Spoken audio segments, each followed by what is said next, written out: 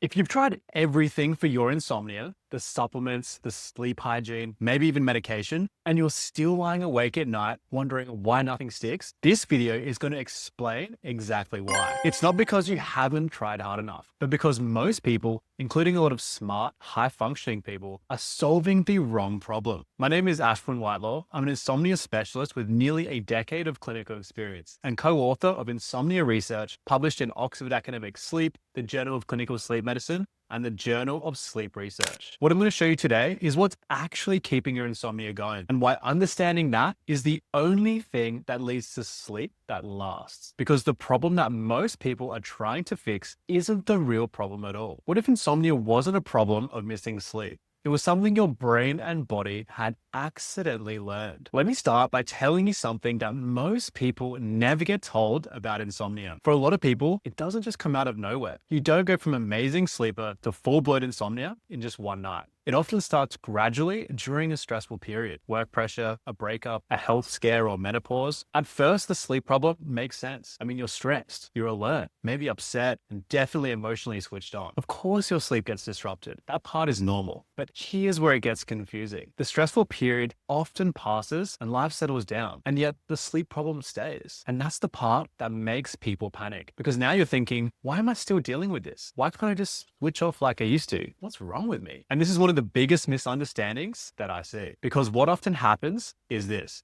During that stressful period, your brain and body start learning a new pattern, a pattern of being more alert at night, more anxious, more reactive, more awake in the exact place that you want sleep. So what started as a normal response to stress may have become a learned cycle. And once that happens, insomnia becomes more than just a few bad nights here and there. It becomes a pattern, not because you're weak, not because your body has forgotten to sleep, but because the brain is very good at ingraining new patterns and habits, often unhelpful ones, if they continue to happen consistently enough. And the reason this matters so much is because once you understand that insomnia is often a learned pattern, not just a random failure of sleep, you can stop blaming yourself. And you can finally start addressing the real problem. Now, I'm going to show you how people accidentally reinforce this cycle without even realizing it. Because what do most people do when sleep starts falling apart? They try harder. And honestly, that makes complete sense. Because when you're exhausted, frustrated, and lying awake night after night, you don't think, hey, maybe I should do less. You think, I need to fix this fast. You might go to bed earlier, sleep in later, check the clock, wonder how many hours are left, or search for the perfect supplement. And again, this is such a human response because people with insomnia are not doing this because they're irrational. They're doing it because they're exhausted and they just want relief. But here's the part most people miss. A lot of the things people do to try and fix insomnia by themselves can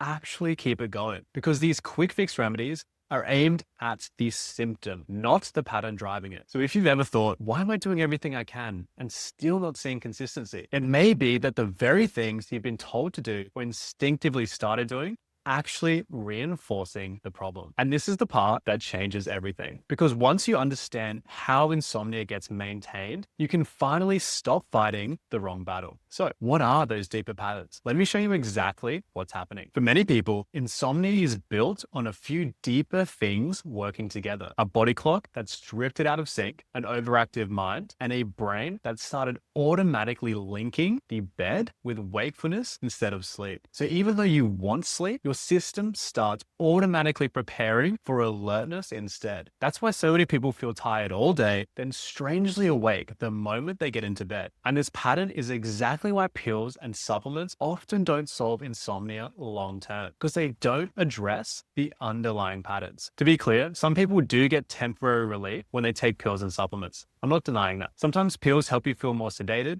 more relaxed, or a little less aware of the struggle. But temporary sedation is not the same as resolving the real issue. That's the belief shift. Relief and repair are not the same thing. It's a bit like turning down a fire alarm without removing the reason that it keeps going off. In the next few videos, I'm going to go deeper into each of these drivers individually. The body clock piece, conditioned arousal, the overactive mind, and exactly what you can do to reverse each one. If you don't want to miss those, feel free to subscribe now. Every video I'm going to put out will be built on the same research I use with clients. practical, specific, and aimed at fixing the real problem. So what does help? This is where non-pharmacological and behavioral methods become so powerful. Because when most people hear non-pharmacological, they assume it means weaker. But for chronic insomnia, the opposite is often true. The strongest long-term results tend to come from structured, research-backed sleep retraining, which can help address and reverse the patterns that keep insomnia going. This is not some fringe wellness approach. It's recommended as the first-line treatment for insomnia by major medical bodies, including the American College of Physicians and the American Academy for Sleep Medicine. Why? Because sleeping pills can sometimes sedate you for the night, but sleep retraining is designed to change the patterns that keep insomnia going. It helps to move the brain and body out of learned wakefulness instead of just trying to overpower it. And this is where it gets really important. Sleep retraining is effective for a large percentage of people, with guidance documents and research reporting improvement to be around 80% for patients long term. It also tends to outperform medication in the long run because improvements can continue after treatment ends, rather than disappearing as soon as the sleeping pill does. Recent comparative research found that starting with behavioral sleep retraining leads to better long-term remission outcomes than starting with medication. So the goal is not to find something that knocks you out. The goal is to change the patterns that are keeping your insomnia going. That might mean rebuilding a more stable sleep window so your body starts expecting sleep at the right time again. It might mean changing how much time you spend in bed so your brain stops linking the bed with struggle. It could involve shifting your body clock back into alignment so your brain and body are primed for energy release during the day and rest at night. These approaches work at the level that the problem is often operating on: learned behavior, conditioned arousal, and body clock timing. For many people, the way out of insomnia is not more force. And once you understand that, you can stop asking, what can I take tonight? And you can start thinking, how can I learn the methods that will help my brain and body relearn sleep properly so I can throw away my medications forever? And that's why this approach can be so life-changing. Honestly, this is the part I wish more people knew sooner, because so many people with insomnia quietly blame themselves. They think, why can't I do something as basic as sleep? Why do I need tablets just to get through the night? And if you've ever thought that, you're not alone. But in many cases, the issue isn't weakness, and it is a lack of discipline. Your brain and body have learned a pattern built from stress. And when you understand that, something really important happens. You stop seeing insomnia as proof that something is wrong with you, and you start seeing it as a pattern that can be improved. If this has changed how you're thinking about your sleep, that's a good start. But the next step is understanding